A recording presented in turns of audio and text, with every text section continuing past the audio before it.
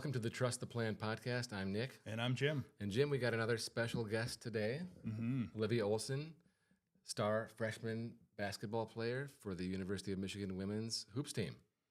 Yeah, it's exciting they got an exciting freshman class, and it's good to get to know a couple of these girls a little bit. Like the Fab Five all over again. I know. So we just got done speaking with Silas Swords on Zoom, but Olivia was in here in the studios here at Peak Global headquarters. Yeah. So we talked about her recruiting process, her experience so far at the University of Michigan. Talked about her investment expertise, right? Yeah. And talking about how special it is to be, wearing the Block M as a role model to young girls everywhere. So without further ado, let's welcome in Olivia.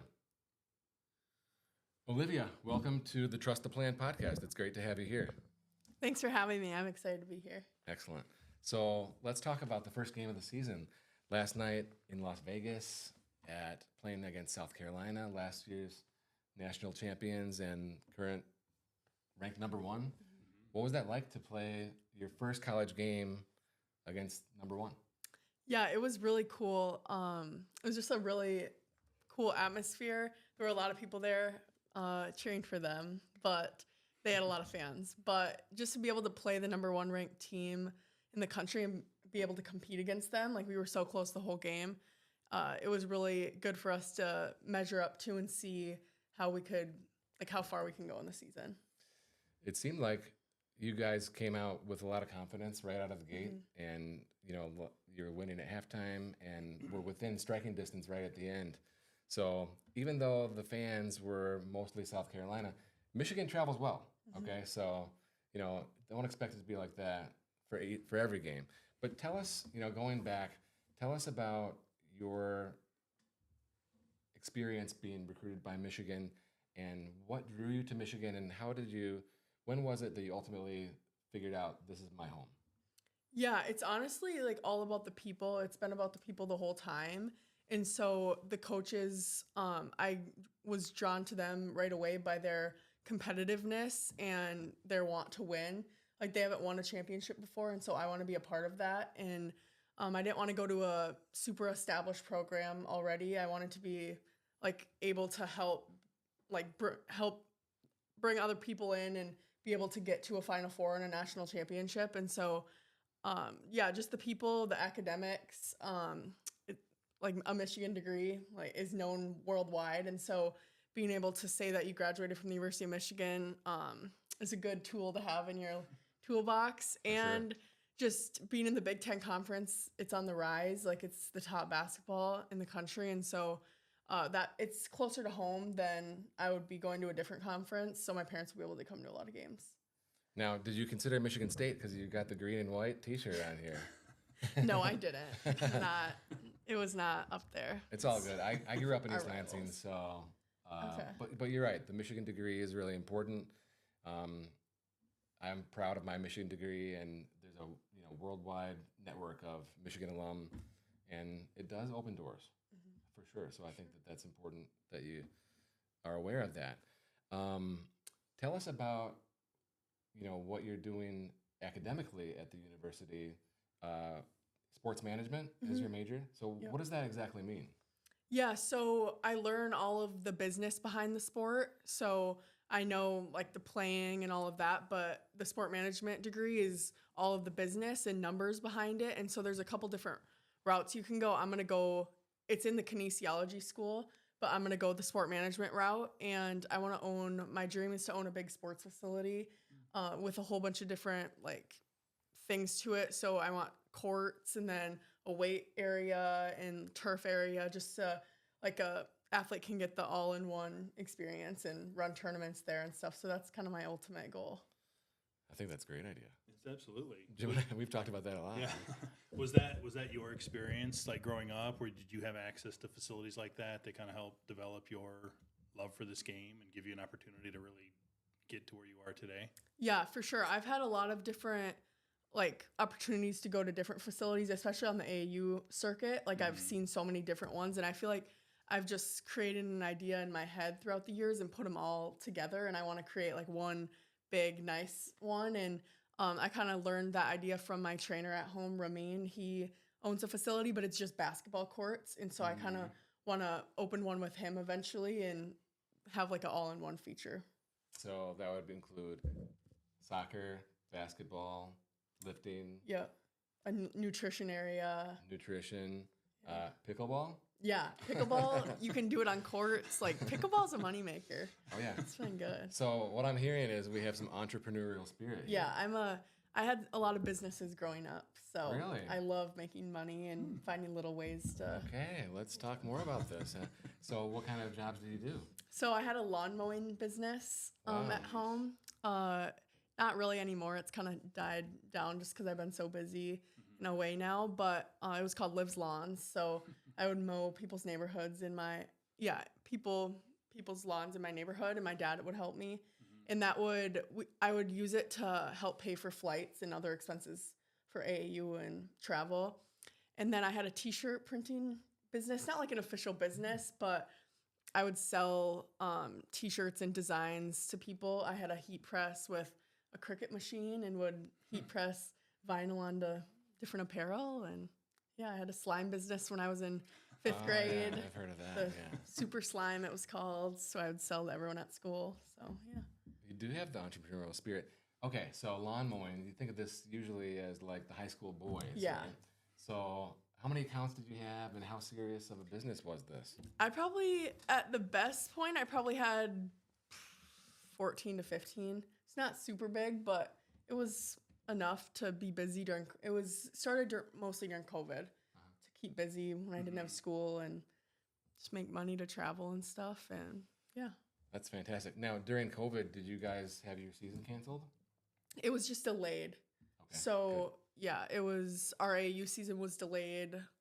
So it was still a good weather out to be able to shoot outside. I would shoot and I would get blisters on my hands because it was so cold in the spring and from the winter and And the ball gets wet and then your hands get numb. yeah. Right? Okay, so we got to talk about some money here. So I got to come back to the lawn mowing job. So you said you made the money and you used that mostly to pay for the trips and stuff for the AAU tournaments, right? Mm-hmm. Which is really an investment, right? Because look at what It's paying off. like it's paid off via scholarship, right? And maybe some NIL and maybe who knows what after that, right? Yep. Did you do any investing other than those flights and stuff, like any investment accounts, brokerage accounts, buy any stocks or anything like that? No, I hadn't, but my dad had always like at a young age kind of thrown out those ideas and said like if you work hard, like you can invest at a young age and be able to like get money back when you're set up like when you're older. And so I actually opened my first investment account today, like this morning. So Wow. that was How my exciting. first. Excellent. Yeah. Excellent. That's a good first step. So, not that this is any advice, okay, but what do you think that you will be investing in when everything gets rolling? Yeah, I think just like different stocks and stuff. I don't have a lot of knowledge about it, but just whatever. I'll be needing to get more knowledge about it though. But yeah. It's such a great learning experience. Yeah, that's what I was going to say. Just opening the account and seeing how it works and learning how to buy and sell the investments and why you would want to be in one versus the other. Like what you can learn and take away from that is huge. So I applaud you for taking that step at an early age. Thank you. Okay, so you mentioned earlier that you were being recruited by Iowa. So how serious was that versus other schools? And then tell us about meeting Caitlin Clark and how you view her as it relates to women's basketball. Yeah, I was recruited by them. My dad he's from Iowa, and so he was a huge Hawkeye fan. He still is. Like that's his school, but it just wasn't the right fit for me. I fit in more at Michigan, and so I kind of knew that.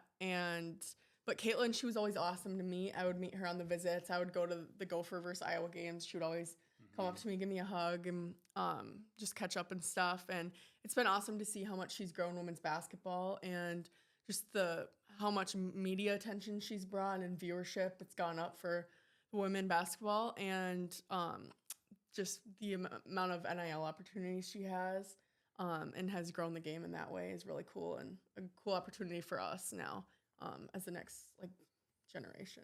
And of course, they're like the Final Four team a couple years in a row. So you want to bring Michigan to the Final Four. Yeah, she Right. kind of did what I want to help, and our class wants to help at Michigan. Like, they hadn't really been to the Final Four much, and so her doing that and brought a lot of fans to Iowa, and so our class kind of and our team now wants to do that for Michigan. That's kind of cool that like your freshman class, this is like what you guys talk about together. Mm-hmm. I think that's what I'm hearing. Yep, for I like sure. it. That's our goal. I like it a lot. So what kind of goals do you have for your playing career and beyond, or for your Michigan playing career and then beyond? Yeah, I want to, obviously the top of the list is to win a national championship, get to the Final Four, win one. That would be awesome. And I know, like, if we put in the hard work, like we saw yesterday, where if everyone's buying in, like, you never know what's possible. And we're such a young team that who knows what'll happen in the next couple of years. And yeah, I just kind of want to do whatever it takes for our team to win and be successful. I want to, just help my team with whatever. What about beyond playing? So you mentioned being an entrepreneur, have the courts and stuff. So you want to be the owner, like you want to be the owner operator. It sounds like. Yeah, I want to be the owner. My trainer at home, he gave me a lot of opportunities and helped me a lot, and so I want to be that kind of person for other kids in their athletic career, and so I want to own it and be kind of a mentor, trainer. That's great. It's like paying it forward, right? Yeah. I like that a lot. You've mentioned your trainer a couple of times now, and I think, I have young athletes, and there's, many young athletes listening to the podcast today, I'm sure. But can you talk a little bit about what it took for you to get to where you are today? Yeah, just a lot of hard work and determination. Not everyone's going to always support you and like be by your side. So I always kept my circle small, and whoever I listened to and took advice from, I kept that small, and I never really worried about the rankings or anything like that. I just stayed the course and worked hard every day, and like you'll have ups and downs, but at the end of the day, like if you work hard, you'll get to where you want to be. And I never would have like dreamed of being where I am now before I had put in that hard work and stuff. And so really anything's possible. So you mentioned NIL a minute ago, and like a thought experiment here, kind of a fun question. If you could partner with any brand, whether it's like a food or a drink or a product, what would be at the top of the list? That's a good question. I really like either like Jordan. I love Jordan. Yeah. Or I drink these sparkling ice drinks. The ones with caffeine and just like the sparkling water ones. I drink those every day because my dad and I, when I was at home, we would go to the gas station every morning together because I'm really close with him, and he likes his big pop. And so he would get that, and I would get my ice drink. And so, yeah, kind of. Okay, well, for those sparkling ice companies out there, might have an opportunity there. Yeah, Right? for sure. So there's also at the university like Champion Circle and stuff like that. So how does all that work for people who haven't caught on yet? Yeah, so Champion Circle is the NIL booster collective at the University of Michigan, and they work for every team and trying to help give a little bit of money and raise a little money. And so it comes from alumni and other people who want to support your sport. And so my team is lucky enough we each get a certain amount of money. And so, we're just really grateful, and we hope it continues to rise. And there's some sort of lawsuits that are going on with the NCAA where every student athlete will be getting money. I think that's maybe next year. Yeah, I think it starts next year. I don't know a ton about it, but has to do with the revenue sharing. Yeah. And apparently, like people before you will be getting it too. So past players will get money too. And I think there's like a 20 million or something Per school. Yeah, per school. Yeah. For how much you get a year. Yeah, so ticket prices are probably going up. for sure. They need to find that money somehow. Yeah. So you mentioned to us that you guys took a financial class as a team. So what's one thing that you took away from that class? We learned that you need to like be careful with who helps you handle your money, because you don't want someone to like lie about like the rules and like put you in a bad situation just to help themselves. That's excellent, because look at how many professional athletes have gone bankrupt. Way too many. Sure. Shouldn't be any, right? So they're getting scammed. Like invest here, invest there, and it's just a scam, right? But they're also, spending too much, right? So people have their entourage or whatever, and they're paying for everything. It's just not. It just doesn't work, right? Only when you're making the money, but then it doesn't last. But I think that's good advice to learn about, trusting and putting money with, people you can trust, right? Yeah. So, okay, let's go back in time a little bit. Miss Minnesota, that's pretty cool, right? Yeah. 2 state championships, not to mention a soccer title. Yeah. I mean, come on. Like, what else am I missing? Pretty solid high school career there, isn't it? Pretty. 3 state championships? Yeah. So let's talk about soccer for a second. Yeah, I played soccer all growing up. It was my main sport before solely focusing on basketball, and before starting to like really work hard at that. I traveled all year round across the country for it. We were like a soccer family. My brother plays at Portland, and so I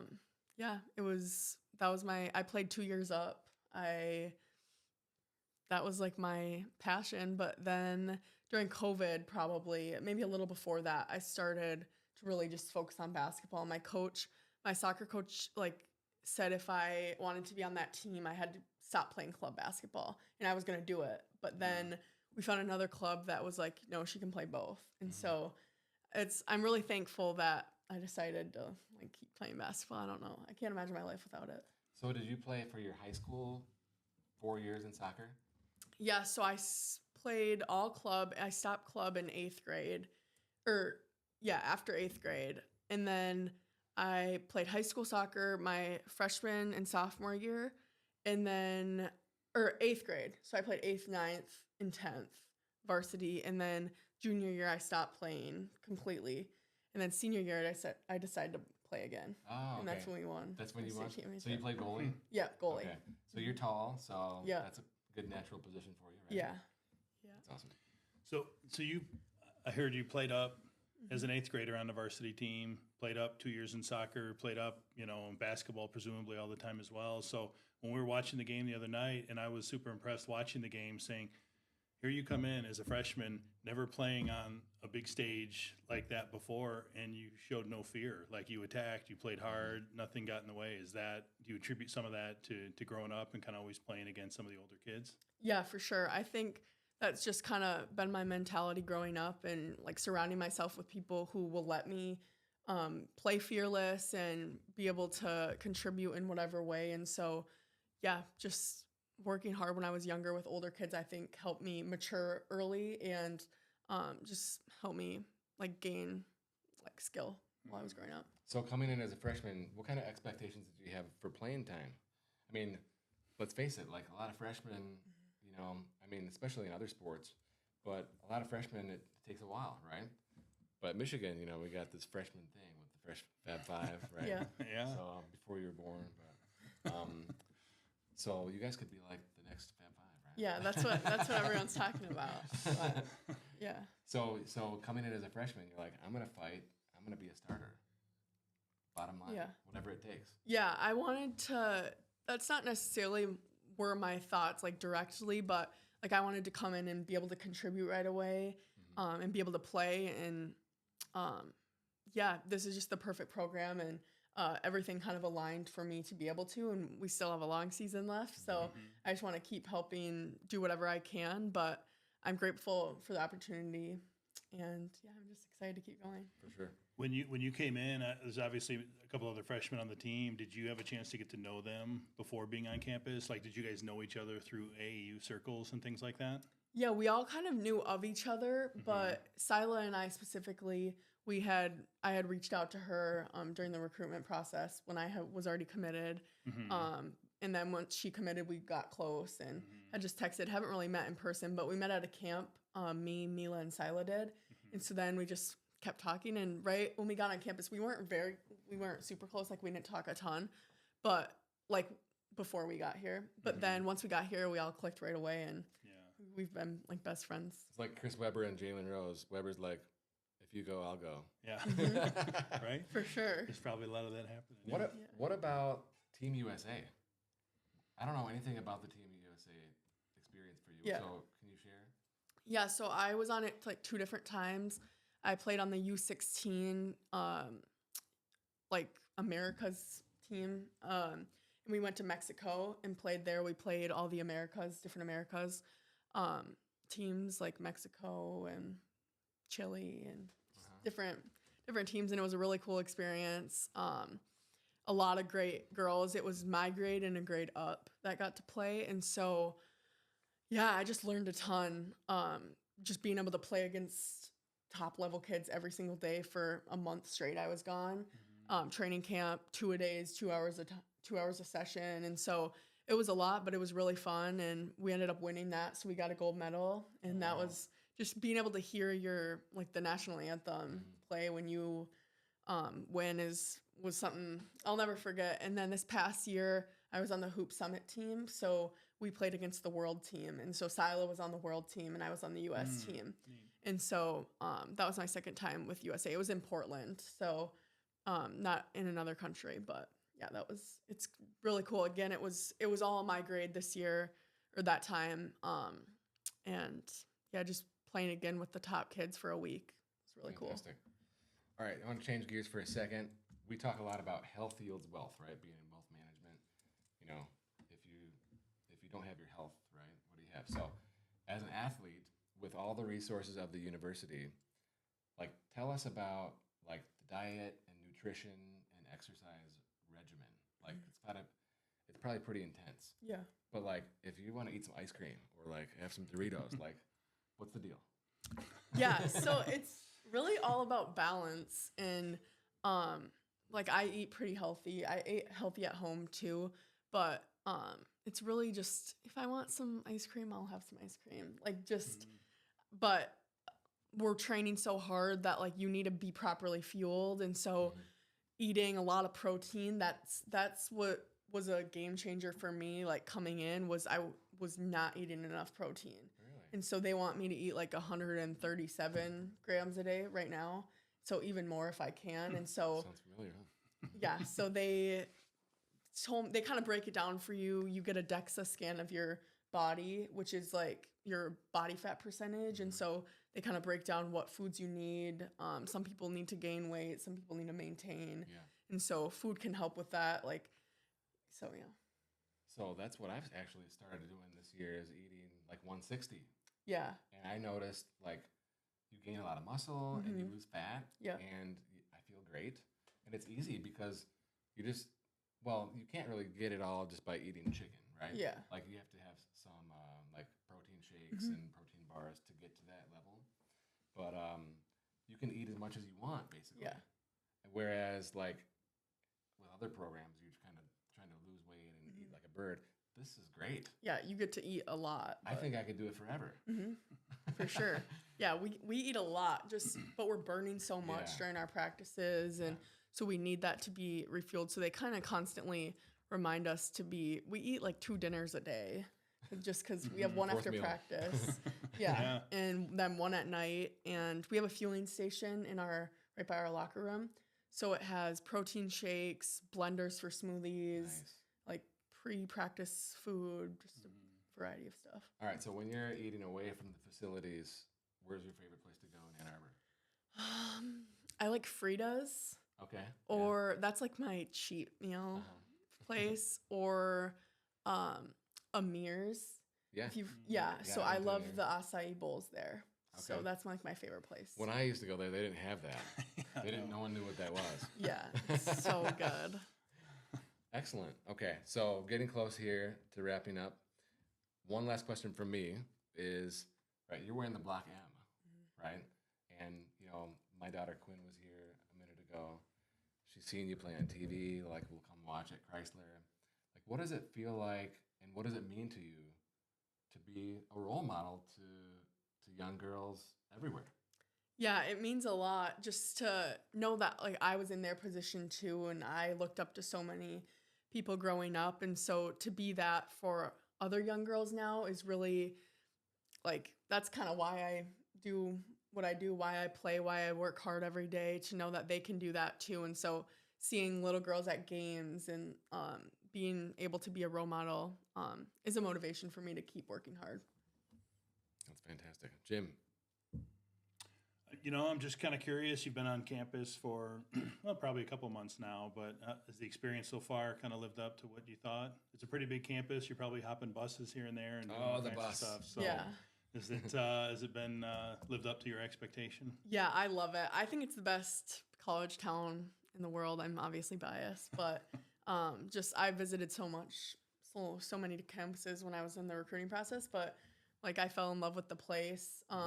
It's not as big as I was expecting it to be. Like once I was scared, honestly, because I thought it was going to be huge and like hard to navigate. But once I got here, like the diag, it's just a straight thing. Everything's Yeah, you got to go to Angel Hall, and you got to go to the MLB and the Yep. Ugly, and just crossing the diag. Yeah. Yep. Any North Campus classes? No, I Okay. don't. So I'm thankful. The bus ride's kind of far for that. I've done it once, but yeah. He knows from experience. Yeah, He's got North Campus. I complain about it a lot. I complain. We were telling Sila, I lived in Bursley, and my Okay. wife lived in Bursley, so we met there. Yeah. But the buses were just the worst. Right? Yeah. So I hated it, like back and forth, and I didn't have any classes on North Campus, Yeah. just through 'em. That's crazy. Yeah, bad luck. But we got married, and our dog Bursley.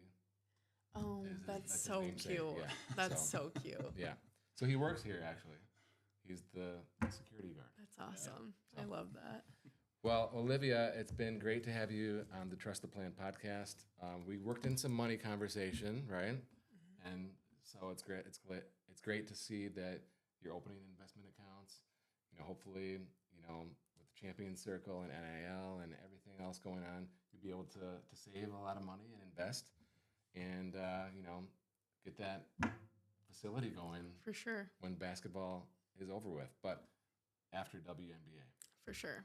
Of course. Got to live the dream first. Yeah. Olivia, thanks for coming on. Thank you so much. Thank you.